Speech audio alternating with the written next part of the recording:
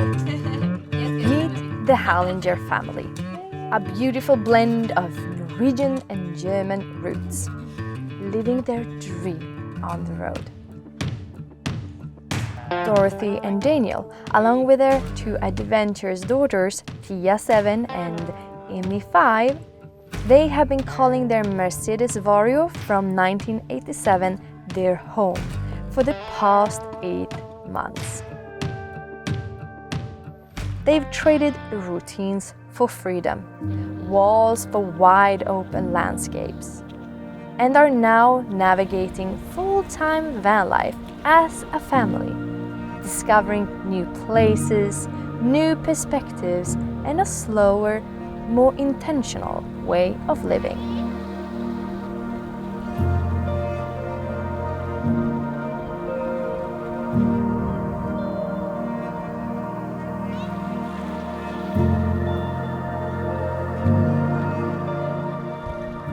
In today's video, we step into their tiny home on wheels, hear their story, and get a glimpse of what life really looks like when you choose the road less traveled as a family.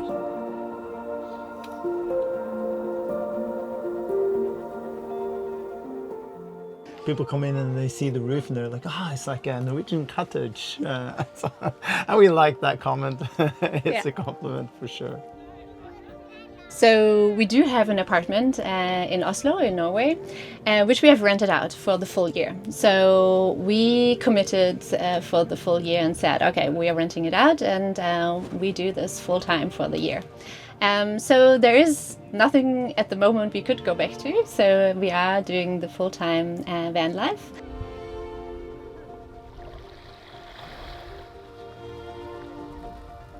We wanted to have something which really kind of challenged us a little bit as well.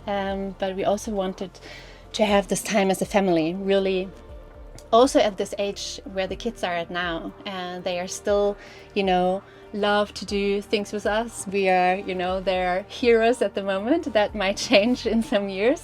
And that's why we really wanted to do this now. Coming in, I'll show you around.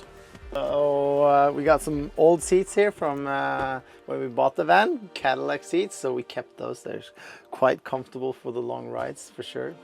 And we've built the van ourselves, we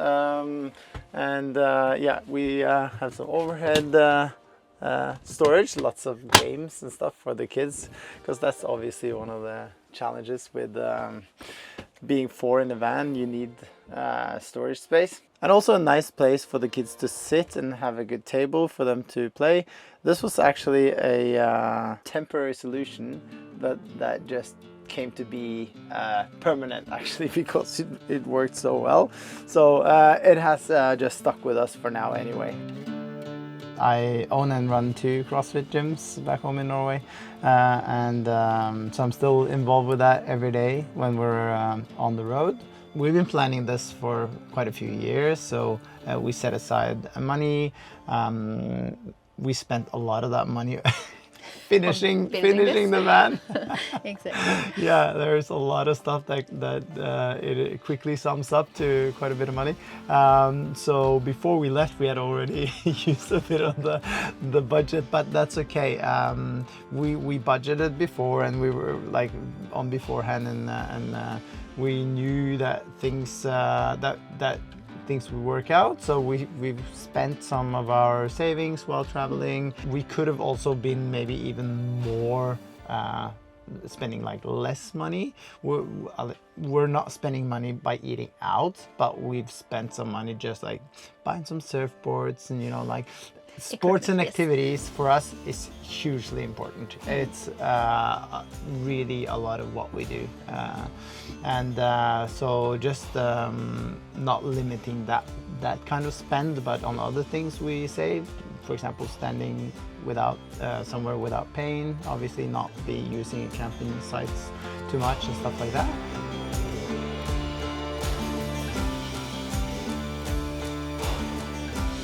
And then if you come this way, this was one of the first things that we built, and actually the first like cabinetry that I've built ever, and so pretty happy with that. It keeps all our clothing and then some. And I got one drawer. And the girls get the rest. They have the bigger drawers down here. Typical day in the life for us. Well, we're trying to say that we're not on holidays, that we are traveling. Because there's a difference. We think that traveling is like you got an everyday life then as well, and we have certain things that we need to make sure that we do and stick to. So a big part of being on the road is you got the freedom, but with freedom comes also responsibility to make sure that you're dedicated to do the things that you need to get done. So we got a 7-year-old, so she's in 2nd grade, and we're allowed to homeschool, so that's what we're doing, so that she can get back to her starting in 3rd grade when we're back. So definitely like that's a thing that happens then in the mornings, that she will have to do school, and that can be a challenge sometimes because of all these temptations. Like we're at so many gorgeous places, and they often want to go out and play. But that's the start of our morning, and then usually often I do some work until maybe 12, and then some days not, but then it really depends like where we are, wouldn't you say?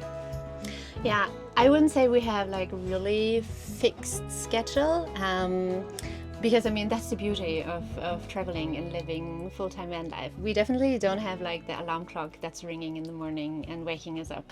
So we got up when we get up. So obviously we have somewhere to do our business, and that's back here. It's super simple, you know, but it works really, really well. We opted for a what do you call it, biotoiletten? Porta-potty? Yeah, probably. Yeah, yeah, and it's the best option, like I find, because it does not smell and it's really easy to empty and everything. So, so it's not much privacy, but we could always hang something here. Sometimes we do that.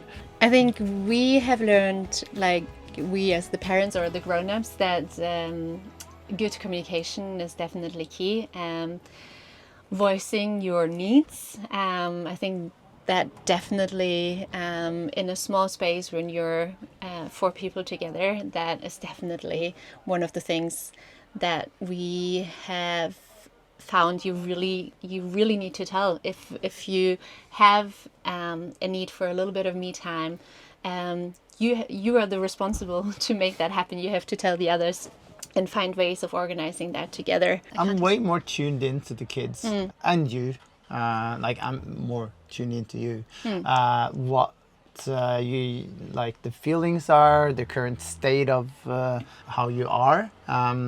And even, like with the kids, for example, like just easy stuff when we were back home living our normal life, everyday life, I wasn't that tuned into like what they liked and disliked for spread on their bread. I was like, yeah, you know, typical dad maybe, you know. But here I'm super tuned in. No, not super maybe, but way more tuned into what the kids need, their feeling, what they like, what they dislike, and also when their mood changes. I way more quickly realize what's happening, so that we can maybe like sometimes like nip it in the butt a little bit, so we can be like, what's happening now? Like let's change the tone that we're speaking to each other, or you know, like we can actually have dialogue around the things, the dynamic, instead of reacting to what just happened. We can be more in it and be more proactive in our conversations with the kids, which I love, because, and also us two, between us, I think also the kids notice and they learn a lot from how we communicate and behave with each other. We sleep in the back here. Us adults, we sleep with our heads this way and feet coming in under the bed of the kids. And we kind of Dorothy came up with this solution, and I find it very fairly good because we could potentially sit here because this is movable. We could always move that away, but we could sit here but still have enough space for like an upper level. And so the kids are on here, Tia's on the outer side, and then Emmy is on the inner side. So it doesn't look like much space, but it's just enough for how old and how tall they are at the moment. So that works. We're lucky because we have two girls that are fairly close in age, like 2.5 years apart. And they play really, really well together. And just yesterday, I think, Tia, our oldest one, she said like, I'm so lucky to have Emmy, you know, and that's so sweet. And then she talked a little bit how they played together and stuff. And if I didn't have her, like, so that's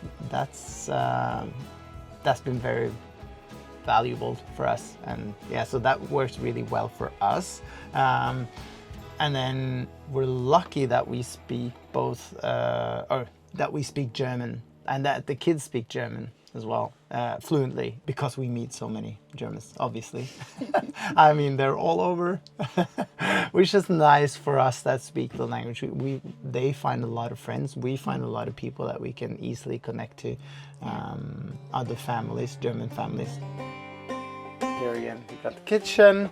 Yeah, built everything ourselves, works fine.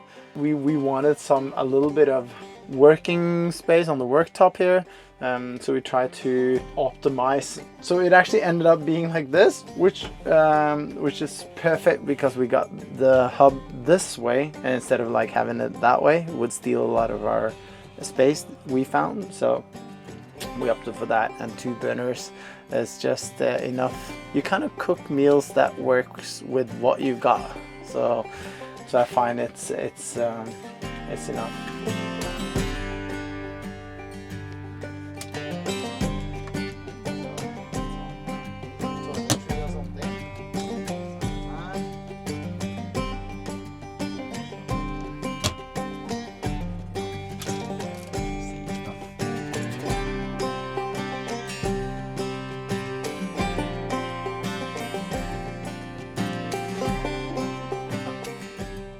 So what we spend roughly each month for just our natural living, let's say, gas for the car, food, all sorts of like a little bit of activities and stuff. Obviously some periods we use very little, and then sometimes we spend a bit more. But I'd say on average maybe around 2,000 euros for us as a family, roughly. For our electricity system, we have a 12-volt system. We have 2 batteries of 100 ampere hours per battery, so 200 ampere altogether, and lithium batteries. We have about 360 watts of solar panels on the roof.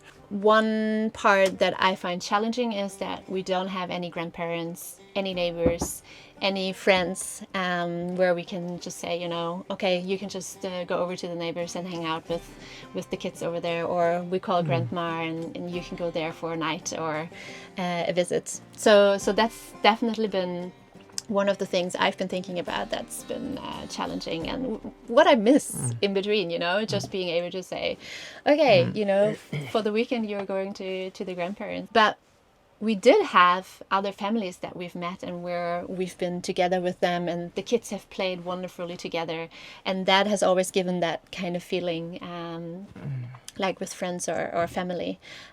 So we found our little van life family in between. Yeah, it's the beauty and the challenge, isn't it? Like all the time being together. We also don't use like screens with the kids, so we have never done that. We don't have a TV at home, and obviously we need computers, and we use your computers sometimes, and cell phones, but they don't have like an iPad themselves or something like this. What do the kids say about that, not having screens? Yeah, sometimes they comment on it. They want it sometimes, like we also want, because it's kind of addictive, right? It's nice to have, but usually they don't even think about it as an option. That's the normal everyday life for us. That we don't have it. Like they don't think that that's an option. So they choose, if they're bored, they're a little bit bored, and then they figure out to do something. And obviously they get a lot of time actively playing outside, so they're being active, moving their body, and they get to be a little bit creative. It might be easy to grab an iPad or something and be passively entertained. I mean, there's certainly like learning and stuff like that as well, but we value the other stuff that they get way more, and they will have all that other stuff later in life sometime.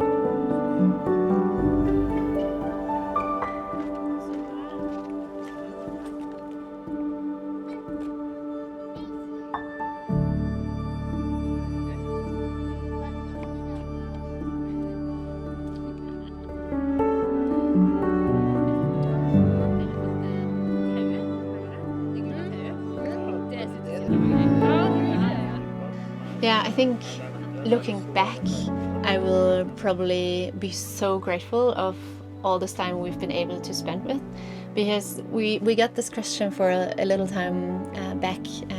What was like the greatest moment you've had so far on the road? And I was like, wow, the greatest moment. I was thinking there was not like one moment that I'm thinking about, but looking back already now, I'm thinking of all these small moments that we are living together as a family. These slow mornings where we're just, you know, getting up, are together with the kids, make a coffee, but there's no rush. There's no like, okay, we have to, you know, we have to get out of the house, we have to go to kindergarten, we have to go to school, we have to reach this by this. There's nothing like that, and that is really kind of this really slowing down time is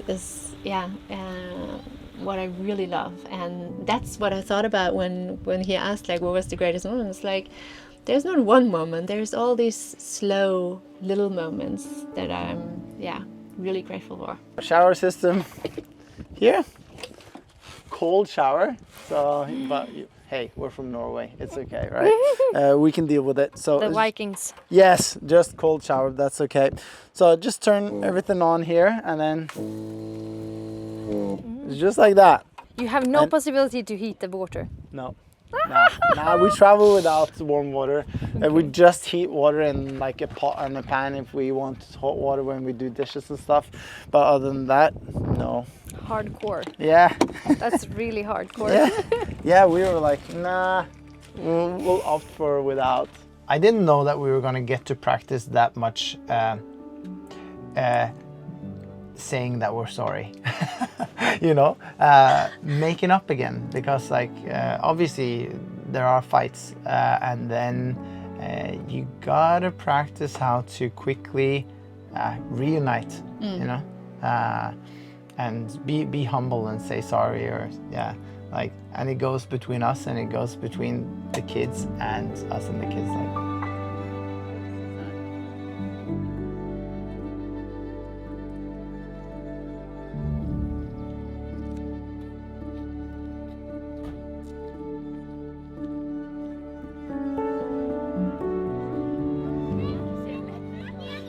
We didn't have everything figured out a half year before, so No, I think it's yeah, very important to remember. I mean, we rented out our apartment just months before we actually left, and it's kind of like you don't have to have everything ready at a specific time. Everything will kind of like fall in place. You kind of like have to trust that it will happen.